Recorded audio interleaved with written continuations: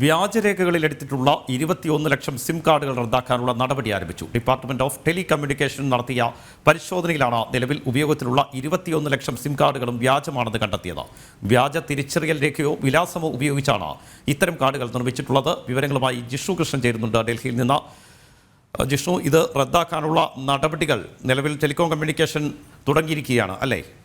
വ്യാജരേഖകളിൽ എടുത്തിട്ടുള്ള 21 ലക്ഷം സിം കാർഡുകൾ റദ്ദാക്കാനുള്ള നടപടി ആരംഭിച്ചിട്ടുണ്ട്. ഡിപ്പാർട്ട്മെന്റ് ഓഫ് ടെലികമ്മ്യൂണിക്കേഷൻ നടത്തിയ പരിശോധനയിലാണ് നിലവിൽ ഉപയോഗത്തിലുള്ള 21 ലക്ഷം സിം കാർഡുകൾ വ്യാജമാണെന്ന് കണ്ടെത്തിയിരിക്കുന്നത്. വിവരങ്ങളുമായി ജിഷ്ണു ചേരുന്നുണ്ട്. ജിഷ്ണു, ഈ സിം കാർഡുകൾ വ്യാജമാണെന്ന് നിലവിൽ കണ്ടെത്തിയിരിക്കുന്നു. ശക്തമായ നടപടികൾ തന്നെയാണ് ടെലികോം കമ്മ്യൂണിക്കേഷൻ സ്വീകരിച്ചിരിക്കുന്നത്. ഈ സിം കാർഡുകൾ റദ്ദാക്കാനുള്ള നടപടികളിലേക്ക് കടന്നിരിക്കുന്നു അല്ലേ?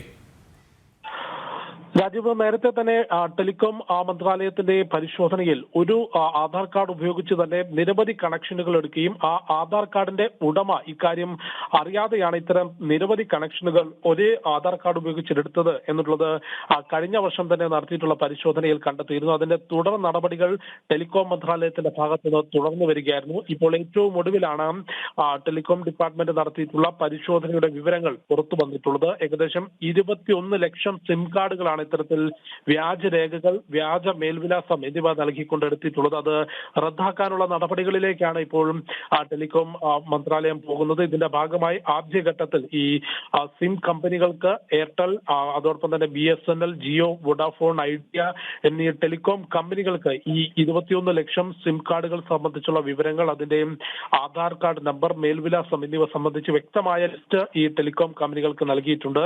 അടിയന്തരമായി ഈ വിവരങ്ങൾ പുനഃപരിശോധിച്ചുകൊണ്ട് വ്യാജ സിം കാർഡാണ് എന്ന് തിരിച്ചറിഞ്ഞാൽ അടിയന്തരമായ കണക്ഷനുകൾ റദ്ദാക്കണം എന്നുള്ള നിർദ്ദേശമാണ് ഇപ്പോൾ ഡിപ്പാർട്ട്മെന്റ് ഓഫ് ടെലികോം കമ്മ്യൂണിക്കേഷൻ നൽകിയിട്ടുള്ളത്. അടിയന്തരമായിട്ടുള്ള നടപടികൾ ഈ വിഷയത്തിൽ ഉണ്ടാകും. കാരണം ഇത്തരത്തിലുള്ള സിം കാർഡുകൾ പലതും വിഘടനവാദ പ്രവർത്തനങ്ങൾക്ക്, ഒപ്പം സാമ്പത്തിക തട്ടിപ്പുകൾക്ക്, കള്ളപ്പണ ഇടപാടുകൾക്ക്, അതോടൊപ്പം തന്നെ ആളുകളുടെ ചീറ്റിംഗ് കേസുകളുമായി ബന്ധപ്പെട്ടും ഇത്തരം നമ്പറുകൾ രേഖപ്പെടുത്തിയിട്ടുണ്ട്. അതുകൊണ്ട് തന്നെ ഇത്തരത്തിൽ വ്യാജമായി എടുത്തിട്ടുള്ള സിം കാർഡുകൾ പലതും ഗുരുതരമായ കുറ്റകൃത്യങ്ങൾക്ക്, സാമ്പത്തിക കുറ്റകൃത്യങ്ങൾക്ക് ഉൾപ്പെടെ ഉപയോഗിക്കുന്നു എന്നും കണ്ടെത്തിയിട്ടുണ്ട്. അതുകൊണ്ടാണ് ഇത്തരത്തിലൊരു അടിയന്തര നടപടിയിലേക്ക് ടെലികോം ഡിപ്പാർട്ട്മെന്റ് കടന്നിട്ടുള്ളത്.